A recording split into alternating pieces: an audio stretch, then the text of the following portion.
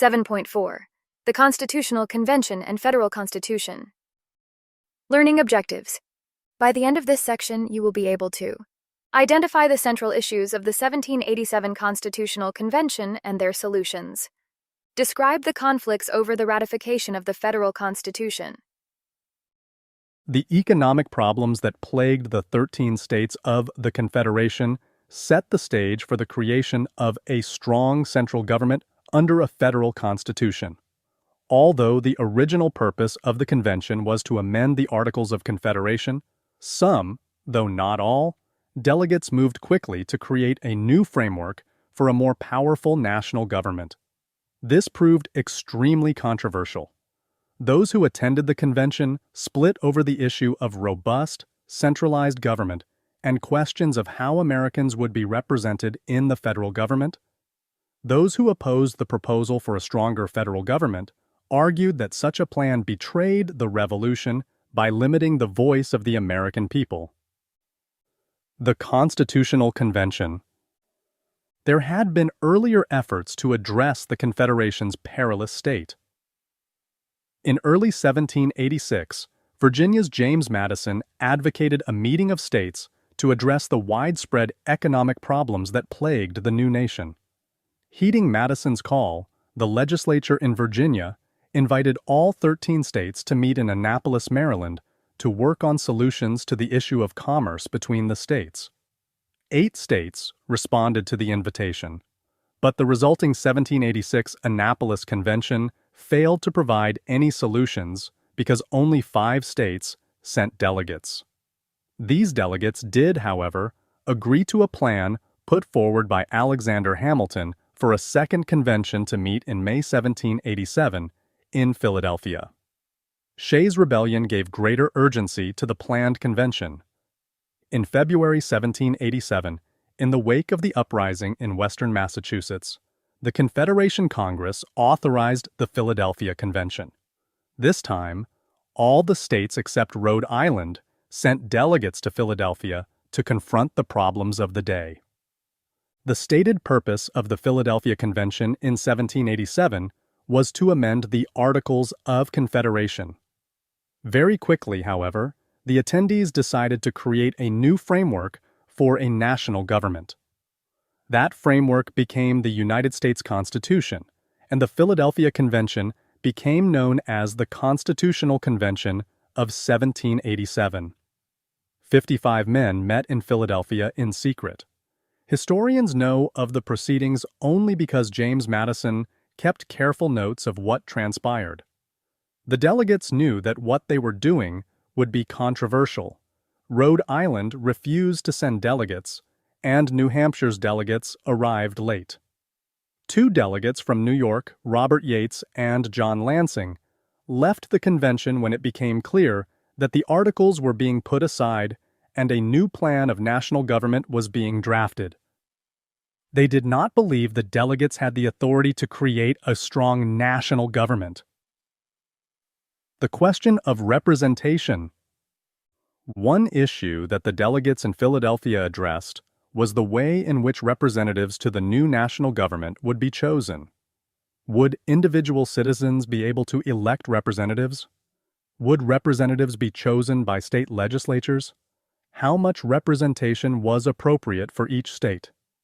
James Madison put forward a proposition known as the Virginia Plan, which called for a strong national government that could overturn state laws. The plan featured a bicameral or 2-house legislature, with an upper and a lower house. The people of the states would elect the members of the lower house, whose numbers would be determined by the population of the state. State legislatures would send delegates to the upper house. The number of representatives in the upper chamber would also be based on the state's population. This proportional representation gave the more populous states, like Virginia, more political power. The Virginia Plan also called for an executive branch and a judicial branch, both of which were absent under the Articles of Confederation. The lower and upper house together were to appoint members to the executive and judicial branches. Under this plan, Virginia, the most populous state, would dominate national political power and ensure its interests, including slavery, would be safe. The Virginia plan's call for proportional representation alarmed the representatives of the smaller states. William Patterson introduced a New Jersey plan to counter Madison's scheme, proposing that all states have equal votes in a unicameral national legislature. He also addressed the economic problems of the day by calling for the Congress to have the power to regulate commerce, to raise revenue through taxes on imports and through postage, and to enforce congressional requisitions from the states. Roger Sherman from Connecticut offered a compromise to break the deadlock over the thorny question of representation. His Connecticut Compromise, also known as the Great Compromise, outlined a different bicameral legislature in which the upper house, the Senate, would have equal representation for all states. Each state would be represented by 2 senators chosen by the state legislatures. Only the lower house, the House of Representatives, would have proportional representation. The question of slavery. The question of slavery stood as a major issue at the Constitutional Convention because slaveholders wanted enslaved residents to be counted along with white people, termed free inhabitants, when determining a state's total population. This, in turn, would augment the number of representatives accorded to those states in the lower house. Some Northerners, however, such as New York's Gouverneur Morris, hated slavery and did not even want the term included in the new national plan of government. Slaveholders argued that slavery imposed great burdens upon them, and that, because they carried this liability, they deserved special consideration. Enslaved people needed to be counted for purposes of representation. The issue of counting or not counting enslaved people for purposes of representation connected directly to the question of taxation. Beginning in 1775, the Second Continental Congress asked states to pay for war by collecting taxes and sending the tax money to the Congress. The amount each state had to deliver in tax revenue was determined by a state's total population, including both free and enslaved individuals. States routinely fell far short of delivering the money requested by Congress under the plan. In April 1783, the Confederation Congress amended the earlier system of requisition by having the enslaved population count as 3/5 of the white population. In this way, slaveholders gained a significant tax break. The delegates in Philadelphia adopted this same 3/5 formula in the summer of 1787. Under the 3/5 compromise in the 1787 Constitution, 3 out of every 5 enslaved people would be counted when determining a state's population. Article 1, Section 2 stipulated that representatives and direct taxes shall be apportioned among the several states, according to their respective number, which shall be determined by adding to the whole number of free persons, including those bound for service for a term of years, white servants, and excluding Indians not taxed, 3/5 of all other persons. Since representation in the House of Representatives was based on the population of a state, the 3/5 compromise gave extra political power to slave states, although not as much as if the total population, both free and enslaved, had been used. Significantly, no direct federal income tax was immediately imposed. The 16th Amendment, ratified in 1913, put in place a federal income tax. Northerners agreed to the 3/5 compromise because the Northwest Ordinance of 1787, passed by the Confederation Congress, banned slavery in the future states of the Northwest. Northern delegates felt this ban balanced political power between states with enslaved people and those without. The 3/5 compromise gave an advantage to slaveholders. They added 3/5 of their human property to their state's population, allowing them to send representatives based in part on the number of people they enslaved. The question of democracy. Many of the delegates to the Constitutional Convention had serious reservations about democracy, which they believed promoted anarchy. To allay these fears, the Constitution blunted democratic tendencies that appeared to undermine the Republic. Thus, to avoid giving the people too much direct power, the delegates made certain that senators were chosen by the state legislatures, not elected directly by the people. Direct elections of senators came with the 17th Amendment to the Constitution, ratified in 1913. As an additional safeguard, the delegates created the Electoral College, the mechanism for choosing the president. Under this plan, each state has a certain number of electors, which is its number of senators, 2, plus its number of representatives in the House of Representatives. Critics then, as now, argue that this process prevents the direct election of the president. The fight over ratification. The draft Constitution was finished in September 1787. The delegates decided that in order for the new national government to be implemented, each state must first hold a special ratifying convention. When 9 of the 13 had approved the plan, the Constitution would go into effect. When the American public learned of the new Constitution, opinions were deeply divided, but most people were opposed. To salvage their work in Philadelphia, the architects of the new national government began a campaign to sway public opinion in favor of their blueprint for a strong central government.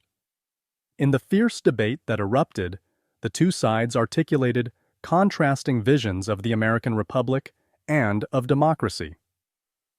Supporters of the 1787 Constitution, known as Federalists, made the case that a centralized republic provided the best solution for the future. Those who opposed it, known as Anti-Federalists, argued that the Constitution would consolidate all power in a national government, robbing the states of the power to make their own decisions. To them, the Constitution appeared to mimic the old corrupt and centralized British regime, under which a far-off government made the laws. Anti-Federalists argued that wealthy aristocrats would run the new national government and that the elite would not represent ordinary citizens. The rich would monopolize power and use the new government to formulate policies that benefited their class, a development that would also undermine local state elites. They also argued that the Constitution did not contain a Bill of Rights. New York's ratifying convention illustrates the divide between the Federalists and Anti-Federalists. When one Anti-Federalist delegate named Mellington Smith took issue with the scheme of representation as being too limited and not reflective of the people, Alexander Hamilton responded, "It has been observed by an honorable gentleman, Smith, that a pure democracy, if it were practicable, would be the most perfect government. Experience has proven that no position in politics is more false than this. The ancient democracies in which the people themselves deliberated never possessed one feature of good government. Their very character was tyranny, their figure deformity. When they assembled, the field of debate presented an ungovernable mob, not only incapable of deliberation, but prepared for every enormity. In these assemblies, the enemies of the people brought forward their plans of ambition systematically. They were opposed by their enemies of another party, and it became a matter of contingency whether the people subjected themselves to be led blindly by one tyrant or by another." The Federalists, particularly John Jay, Alexander Hamilton, and James Madison, put their case to the public in a famous series of essays known as the Federalist Papers. These were first published in New York and subsequently republished elsewhere in the United States. Including all the state ratifying conventions around the country, a total of fewer than 2,000 men voted on whether to adopt the new plan of government. In the end, the Constitution only narrowly won approval. In New York, the vote was 30 in favor to 27 opposed. In Massachusetts, the vote to approve was 187 to 168, and some claim supporters of the Constitution resorted to bribes in order to ensure approval. Virginia ratified by a vote of 89 to 79, and Rhode Island by 34 to 32. The opposition to the Constitution reflected the fears that a new national government much like the British monarchy, created too much centralized power and, as a result, deprived citizens in the various states of the ability to make their own decisions. Defining American. James Madison on the benefits of republicanism. The 10th essay in the Federalist Papers, often called Federalist Number 10, is one of the most famous. Written by James Madison, it addresses the problems of political parties, factions. Madison argued that there were two approaches to solving the problem of political parties: a republican government and a democracy. He argued that a large republic provided the best defense against what he viewed as the tumult of direct democracy. Compromises would be reached in a large republic, and citizens would be represented by representatives of their own choosing. From this view of the subject, it may be concluded that a pure democracy, by which I mean a society consisting of a small number of citizens who assemble and administer the government in person, can admit of no cure for the mischiefs of faction. A common passion or interest will, in almost every case, be felt by a majority of the whole. A communication and concert result from the form of government itself, and there is nothing to check the inducements to sacrifice the weaker party or an obnoxious individual. Hence it is that such democracies have ever been spectacles of turbulence and contention, have ever been found incompatible with personal security or the rights of property, and have in general been as short in their lives as they have been violent in their deaths. Theoretic politicians, who have patronized this species of government, have erroneously supposed that by reducing mankind to a perfect equality in their political rights, they would at the same time be perfectly equalized and assimilated in their possessions, their opinions, and their passions.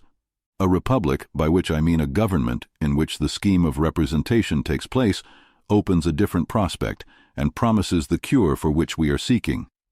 Let us examine the points in which it varies from pure democracy, and we shall comprehend both the nature of the cure and the efficacy which it must derive from the union. The two great points of difference between a democracy and a republic are, first, the delegation of the government, in the latter, to a small number of citizens elected by the rest. Secondly, the greater number of citizens and greater sphere of country over which the latter may be extended. Does Madison recommend republicanism or democracy as the best form of government? What arguments does he use to prove his point?